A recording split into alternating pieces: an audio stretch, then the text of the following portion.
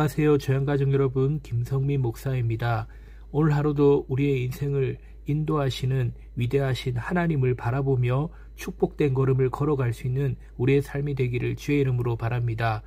5월 4일 오늘의 주만나는 애굽의 컨설턴트 요셉이라는 제목으로 창세기 41장 25절에서 36절 말씀을 묵상하고자 합니다. 우리의 인생은 하나님께서 설계하시고 인도해 나가십니다. 사람들은 운이라고 말을 하고 세상의 정과 여러 종교를 찾지만 그것들은 헛된 것이고 하나님이 뒤에 계십니다. 하나님이 모든 것을 작정하시고 진행하십니다.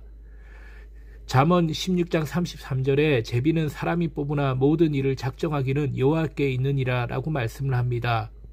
오늘 본문은 역사를 주관하시는 하나님에 대해서 잘 설명합니다. 그 하나님을 알아가기를 원합니다.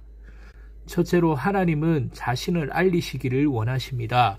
하나님은 그분이 행하실 일을 세상에 알리시기를 원하십니다. 그래서 본문 25절 말씀에 요셉이 바로에게 아르되 바로의 꿈은 하나라 하나님이 그가 하실 일을 바로에게 보이심이니이다 라고 합니다. 바로에게도 꿈을 통해 보여주신 것입니다. 그러나 바로는 죄인으로서 하나님의 뜻을 알지도 이해하지도 못합니다.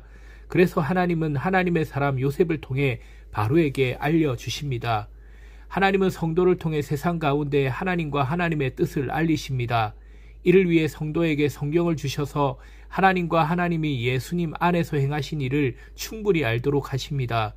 우리는 성경을 주신 하나님께 감사하며 성경을 연구해 하나님에 대해 계속 알아가야 합니다. 그리고 하나님과 예수 안에서 행하신 일을 세상 가운데 알리고 전파해야 합니다. 둘째로 하나님은 모든 것을 주관하십니다. 29절에서 30절에 온 애굽 땅에 7해 큰 풍년이 있겠고 후에 7해 흉년이 들므로 애굽 땅에 있던 풍년을 다 잊어버리게 되고 이 땅이 그 기근으로 망하니리라고 말합니다. 요셉은 바로에게 하나님이 하실 일들을 보이는 것이라고 하며 애굽에 7년 풍년과 7년 흉년이 있을 것이라고 해석해 줍니다. 뒤에 있을 7년 흉년은 7년 풍년을 다 잊어버리게 하고 그 땅을 망하게 할 것이라고 합니다. 하나님이 애굽에 7년 풍년과 7년 흉년을 보내시고 애굽의 흥망성쇠를 결정지으십니다. 바로는 애굽의 주관자가 아닙니다. 만물의 주관자이신 하나님이 애굽을 다스리십니다. 우리는 애굽과 같은 한 나라뿐만 아니라 세상의 흥망성쇠가 하나님에 의해 결정되고 좌우됨을 알아야 합니다. 우리의 인생의 모든 여정도 그분의 다스림 안에 있음을 잊지 말아야 합니다. 하나님이 인도해 주시고 보호해 주시는 것을 믿고 그분을 의지하기를 바랍니다. 셋째로 하나님의 주권 아래에 살아가야 합니다. 바로에게 꿈을 2번 겹쳐 꾸신 것은 하나님이 이 일을 정하셨습니다. 하나님이 속히 행하시리니 하나님은 속히 일하실 일들을 사람에게 보이시고 믿는 우리에게 말씀을 통해 깨닫게 하십니다. 이런 하나님의 일하심을 보면 믿음이 좋다고 칭찬받는 성도들이 종종 자신이 있어야 할 곳은 교회이지 세상이 아니라고 하는 말은 온 땅을 다스리는 하나님을 잘못 알고 있음을 깨닫게 됩니다. 그렇습니다. 하나님은 교회만이 아니라 세상도 다스리십니다. 요셉은 곧 있을 풍년과 흉년에 대해 하나님이 정하신 일이고 속히 이루어질 일이라고 말합니다. 우리는 하나님을 알지 못하는 세상으로 하나님이 다스리심과 일하심을 전하기 위해 파송받았습니다.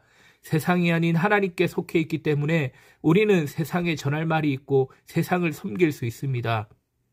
우리의 배후에 하나님이 계십니다. 이 사실 한 가지만 확신해도 우리는 확신 있는 삶을 살 수 있습니다.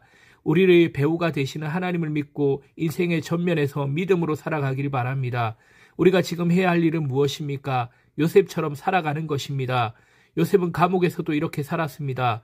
너는 진리의 말씀을 옳게 분별하여 부끄러울 것이 없는 일꾼으로 인정된 자로 자신을 하나님 앞에 드리기를 힘쓰라. 모든 성도가 이 시대에 요셉처럼 살아가기를 바랍니다. 하나님을 증거하고 하나님을 드러내는 귀한 하나님의 사람들이 되시기를 주의 이름으로 바랍니다.